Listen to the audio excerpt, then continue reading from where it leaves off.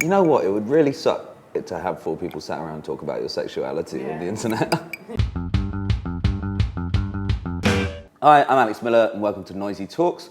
This week discussing all things political, cultural and musical are Fred Macpherson from Spector, Rosie Swash from The Guardian, and Yasmin, a real-life DJ/singer. Hi everyone. Hello.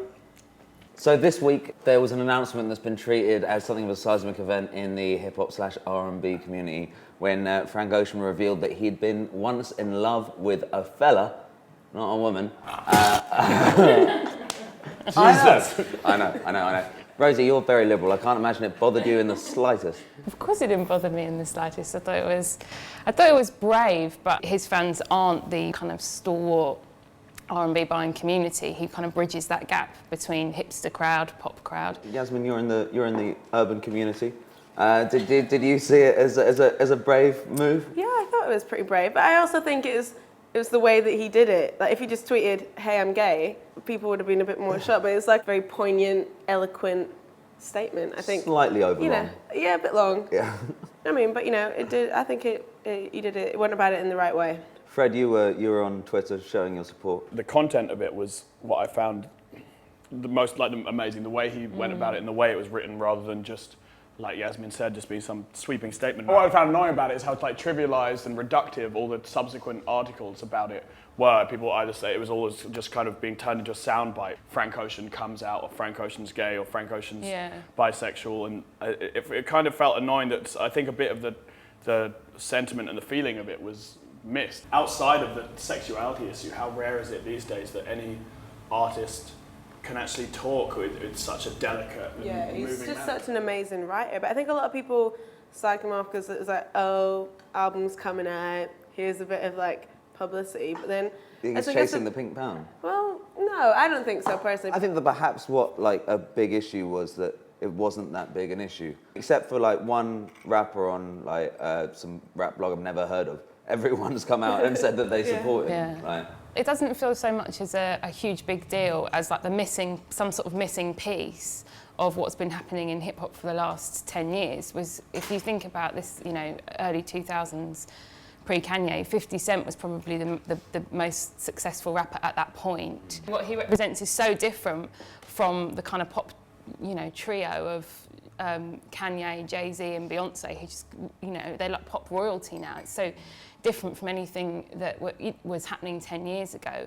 And in the course of that time, I would say that hip-hop, not just because of Kanye, but pioneered by him, has just become a bit more emotional. That's the other thing that everyone likes to talk about is that like that he hangs out with Odd Future who use homophobic rhetoric in their rap music. It's been shocking everyone. It has been shocking everyone. But I mean, I think that this, surely with this and Sid the Kid, it's just proof that they're just being irritating rather than actually homophobic. Well, I just think there's obviously like, whether people are gay or straight, there's so many, like it's so open now. It doesn't really make sense that there's one area of music that there's nobody is gay and like, surely. Like, There's the photo of Lil Wayne snogging Birdman. Well, exactly. That's his dad, chill out.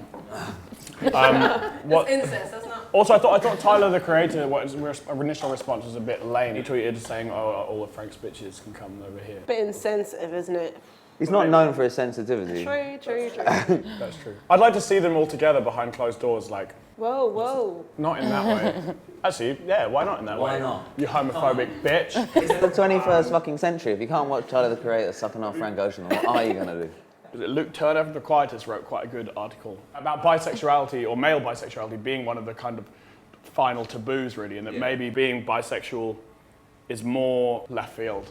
People are still more dubious of bisexuality. Jessie-J actually said it, but she was like, well, they don't write Beyonce, the straight singer, but they'll write Jessie-J, the bisexual singer, was at so-and-so place. But is Jessie-J bi or is she gay? I'm I don't know. She said that she was pressurised to say she was bisexual by her record label rather than just completely come out. And then there was all this stuff about like... Bisexuality seems to be that stepping stone between the two. Then gonna 2 weeks later say, I'm not really, my record label made me say that. Example did a really annoying tweet when he What was a like, surprise. well done. I know, he's normally such a cool guy. It was like, well done Frank Ocean for coming out. All we need next is Tom Cruise to come out.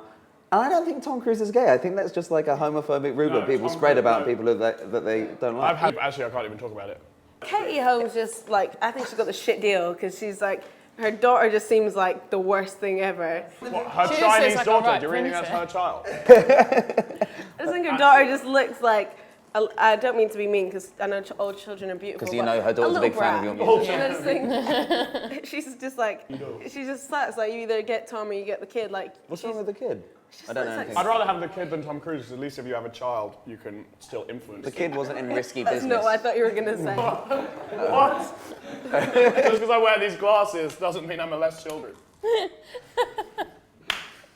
In other news, Chris Brown's #1.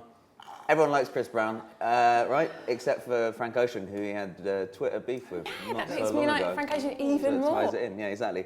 Even Rihanna's dad came out recently. Came out. Said they're the perfect couple. Chris Brown's been like misunderstood or something. But I'm paraphrasing. So Clydey, that whole thing, isn't it? Like what really happened? I would like to know. What, are I you don't know, coming 'cause she out in just favour seems- of Chris Brown? No, not at all. But I'm not. Rihanna seems a bit feisty. I'm just saying. Like I wouldn't want to fight her. I think she'd beat the shit out of me. I think I could You're kick not her Chris ass. Brown. True. I wrote a blog about it, and quite a lot of black women on Twitter tweeted me suggesting that it was racist of me to pick on him when there are other people that have made mistakes who have got away with it in pop. But if you're going to take it to those terms, do you think that Chris Brown would have been able to not just revive his career, but come back pretty much bigger than ever if he'd beaten up Taylor Swift and not Rihanna? Everyone seems to think it's just this fictional thing that didn't really happen. She has apparently forgiven him, who knows, you know, but it really happened. He really beat the shit out of her in a car and threatened to kill her.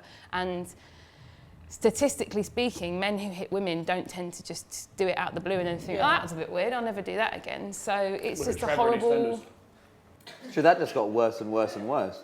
I bought his album. Did you? No. Thanks, everyone. Thank you, my guest Yasmin, my guest Fred, my guest Rosie. I'll be back next time with Frank Ocean, Billy Ocean, and Karen Ocean. Cheers. Another nail in the coffin of each of our careers.